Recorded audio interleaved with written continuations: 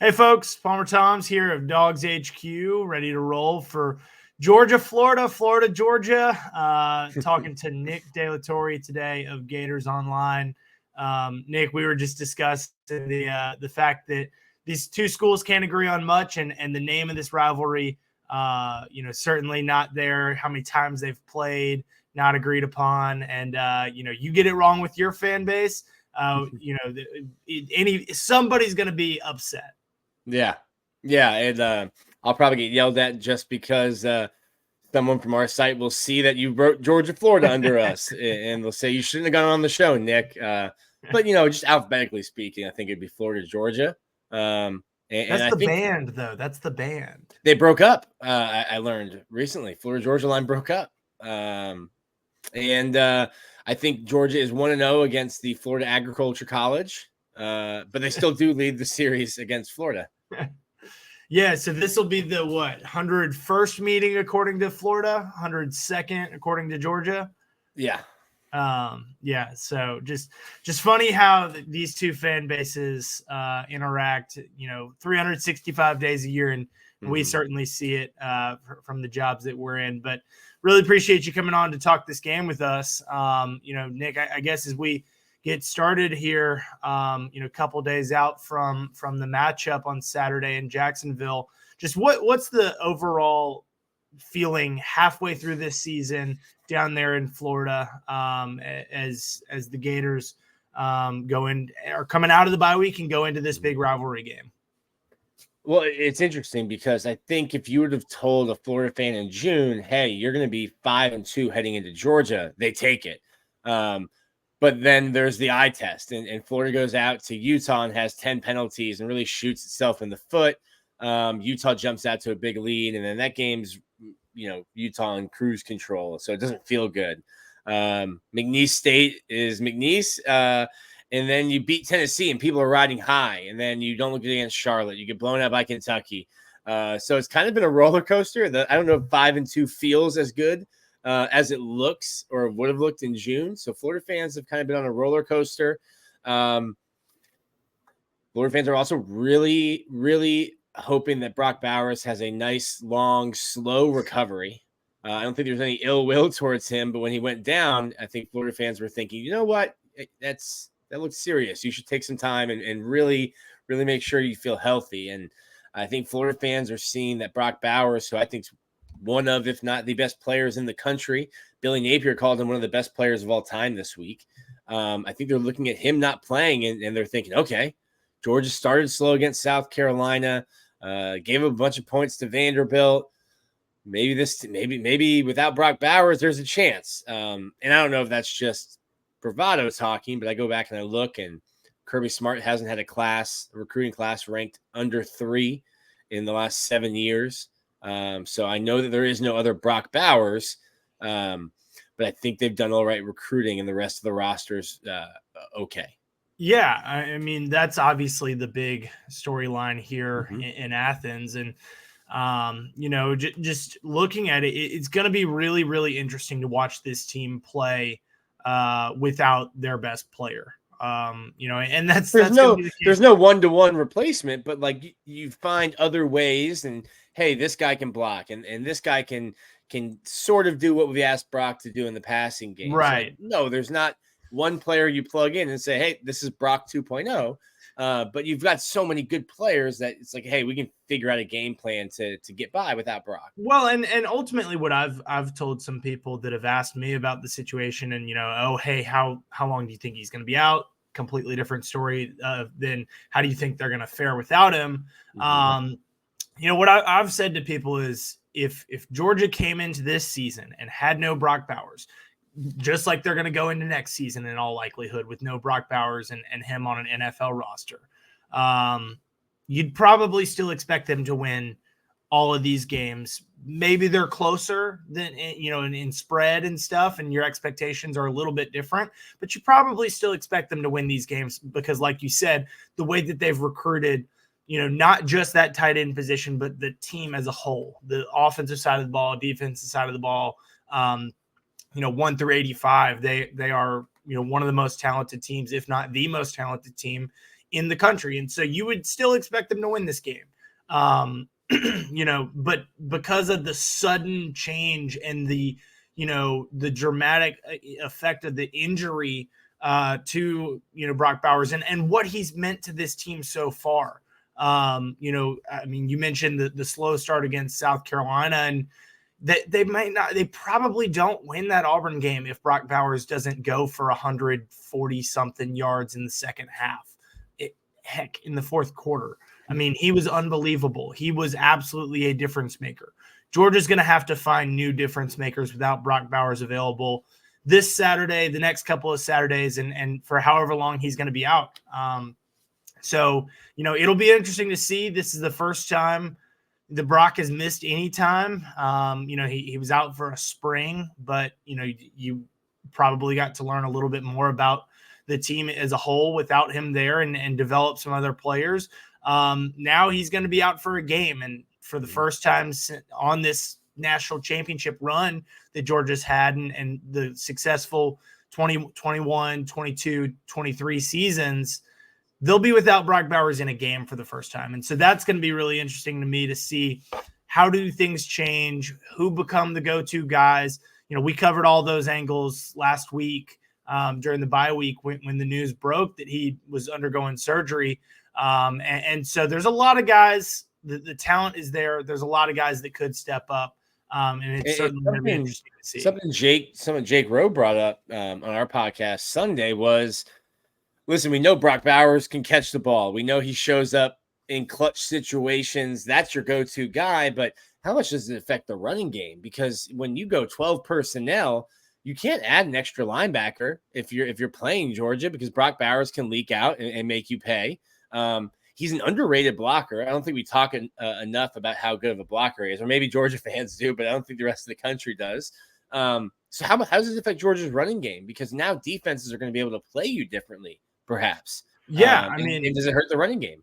It's going to affect everything. And we were texting about this a little bit. It's going to affect all aspects of the offense, and not having him in there very much changes the way teams are able to play you. Like you said, Brock is a player that regardless of where he's lined up, you have to, have a specific type of player to even stand a chance at guarding him.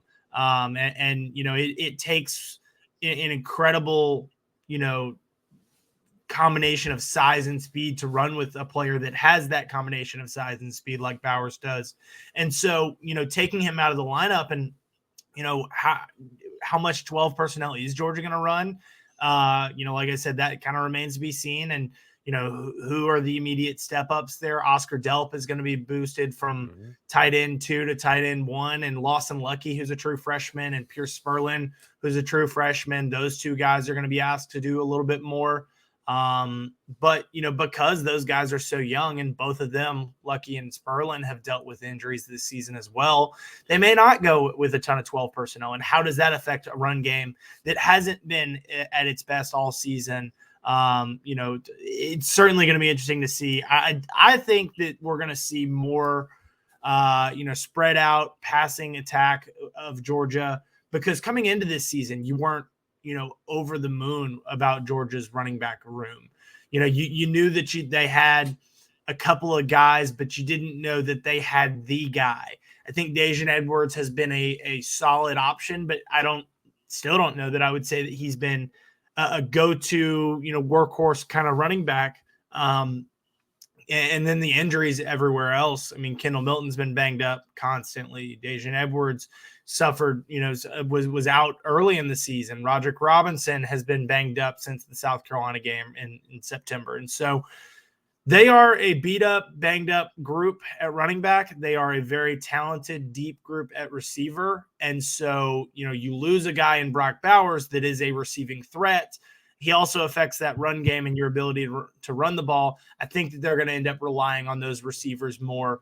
Lad McConkey coming back from his injury and continuing to get more comfortable. Ra Thomas, Dominic Lovett, Marcus Rosemy, Jack Saint.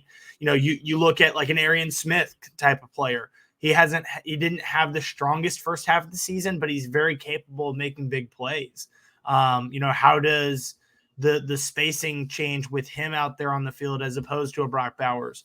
It's going to be really interesting to see this group go out there and play. And ultimately, a lot of it falls on Carson Beck at the quarterback spot too. They're going to need him to play well. And so, I think that's an interesting matchup here. As we talk about, the quarterback for Georgia, let's flip the page over to Florida. And quarterback for Florida, Graham Mertz, transfer in from Wisconsin.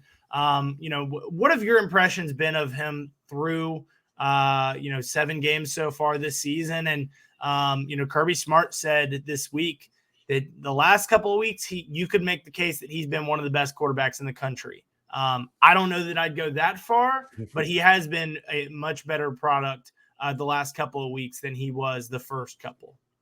That sounds like a Monday press conference for a game week kind of coach comment there. Talk about roller coasters with the schedule. I mean, the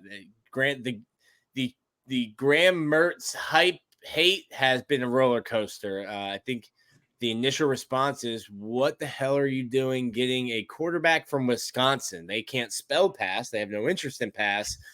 Maybe an offensive lineman in the transfer portal or a running back, but not the quarterback. So fans were not happy. And then Florida had a 10-7 spring game where both offenses looked terrible, which only helped things.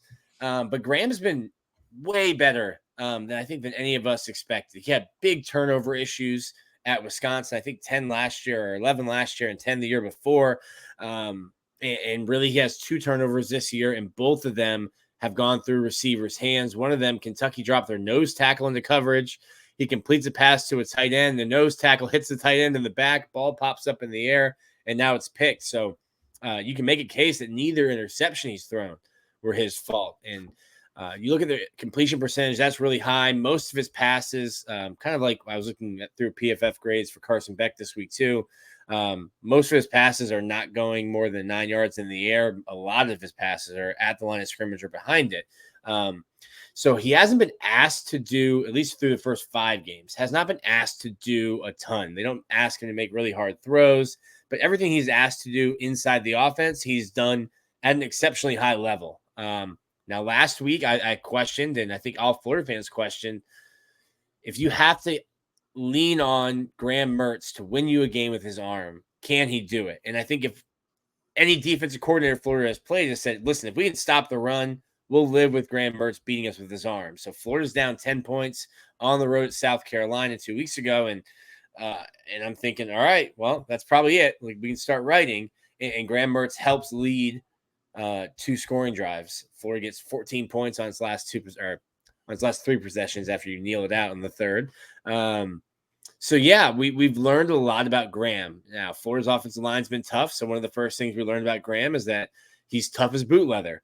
I told him one time, I was like, hey man, you ever think about taking your offensive line out to like lunch or something, dinner? Maybe do they not like you? Like, what's happening here? But he's tough. He's got the respect of the locker room. And when you have a transfer quarterback, that's something you wonder about. Hey, how quickly can they do that? Graham's certainly done that. So it'll be interesting to see what Florida's offense looks like moving forward. Because as I look at the rest of the schedule, I don't know that the dink and dunk offense where you run really slow and try to limit possessions, I don't know if that's going to, one, be effective against Georgia. I don't know what will be effective against Georgia. But then you look at Arkansas, Missouri, LSU, and then Florida State on the back end of the schedule, and I'm thinking they might have to look like the team in Columbia that threw it 48 times.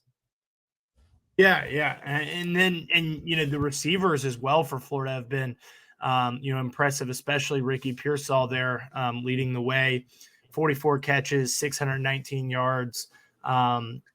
Just what have your impressions been of the Florida offense outside of Mertz, the weapons around him? Because, you've got those receivers, Pearsall, Eugene Wilson. You've also got 2 very talented running backs, same 2 guys that Georgia, they gave Georgia a little bit of trouble last year, Trevor Etienne and Montrell Johnson. What have your impressions been of this Florida offense as a whole? It hasn't been fun to watch a lot. They run really slow. We're talking about snapping the ball with 4 seconds left on the play clock.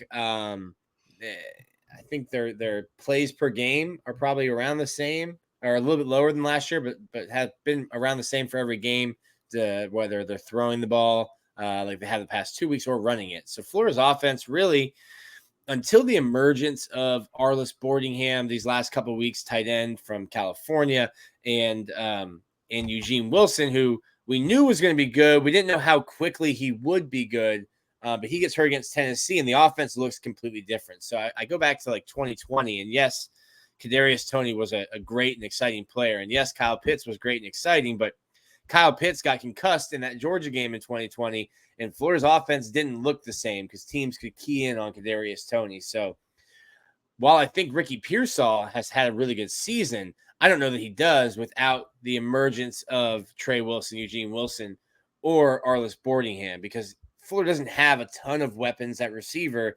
And without those two guys at tight end and receiver, you can kind of just key in on Ricky, bracket him or double team him and take him out of the game. And Florida's running game has been okay this year. I don't know that we've gotten the run blocking we expected from Florida's front. And obviously Trevor Etienne's been dealing with a shoulder injury, which kept him out of the Vanderbilt game. And you could see the way he was running against South Carolina. He wasn't going to take any kind of unnecessary hits. If he was running in the zip code of the sideline and a guy was coming, like, hey, we're going to get out to that sideline. The shoulder doesn't feel great. How much has he improved with a bye week?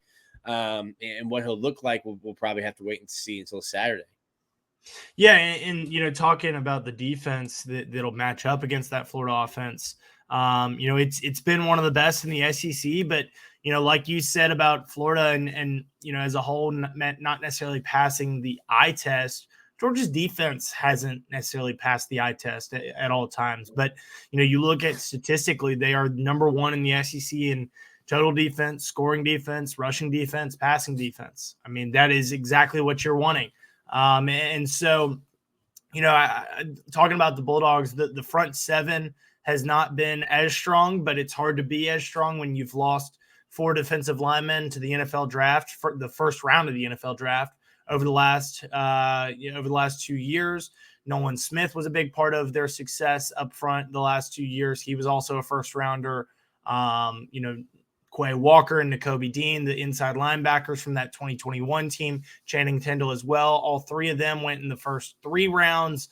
This team up front is not – they're talented. They're probably not as NFL talented as they have been. And that's hard to continue to be because just because of the, freakish numbers that they've put up. Mm-hmm.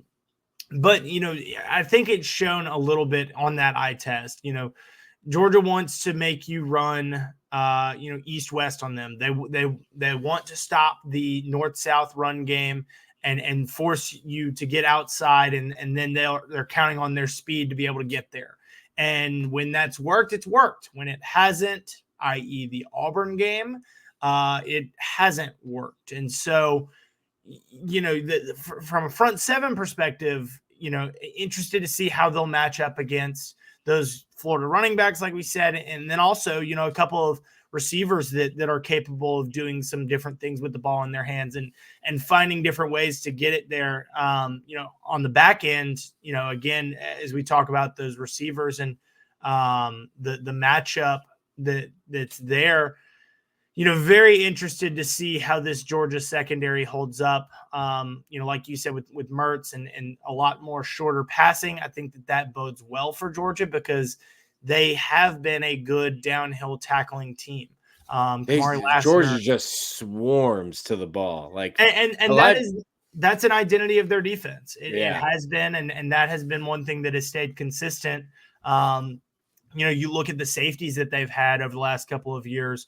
From Lewis Cine and Chris Smith, both now in the NFL, to now Malachi Starks and Javon Bullard.